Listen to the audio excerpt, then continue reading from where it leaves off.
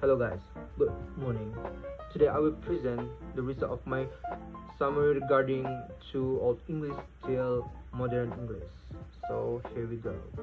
Alright, so the Old English period, the earliest period of English history is called the Old English period. The origin of this Old English period dates back to the 5th century AD when Germanic tribes invaded Britain. These tribes were the Saxon, Angles, and Jute.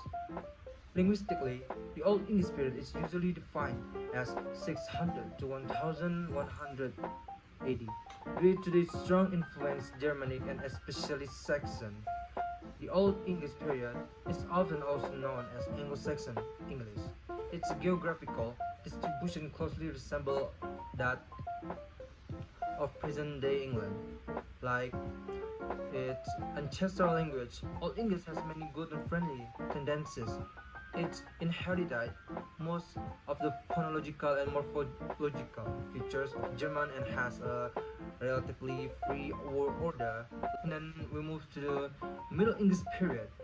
Early medieval England consists with the Battle of Hastings, the key in the Norman conquest of England, when William, Duke of Normandy, known after the battle as William the Conqueror, defeated the English under King Harold II in October at 1066. The Norman conquest brought major changes to the political and social structure of England and had a huge impact on the English language.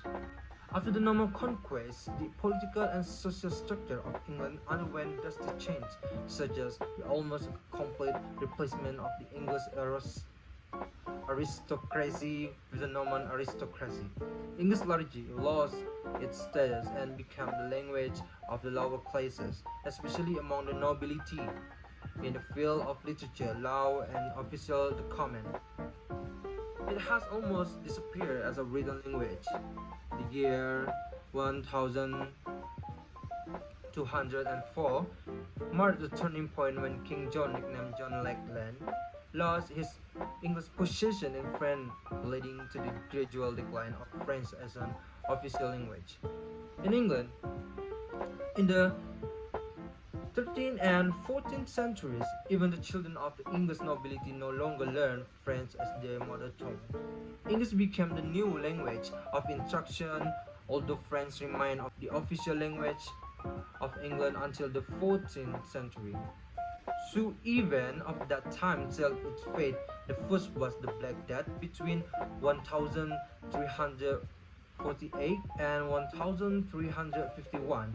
A third of England's population died. That led to massive labor shortages and increased the prestige of English, the language of the working class. Another event was the Hundred Years' War from 1337 to 1453, which resulted in the loss of all continental territories, without which the English no longer had any important reason to learn and use French.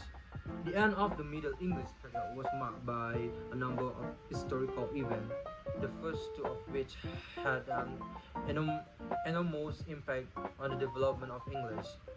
The introduction of printing to England in 1476 by William Sexton led to the standardization of the English language.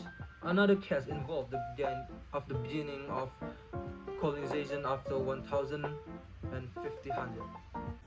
Due to the influence of Latin and French, a new language emerged in the mid-14th century. Middle English was mainly Germanic, but had a rich Roman square vocabulary. Furthermore, in Middle English, the complex structure of Old English disappeared.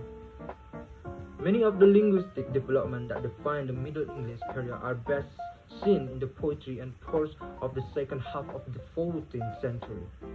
Let's move to the early modern English period.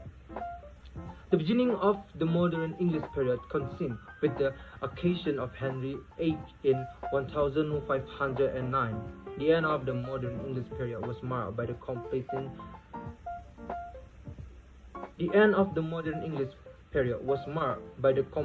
of the Great Vowel Transition and beginning of the modern English period.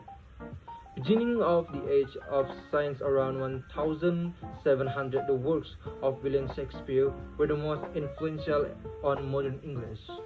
For this reason, modern English is often called experiential English.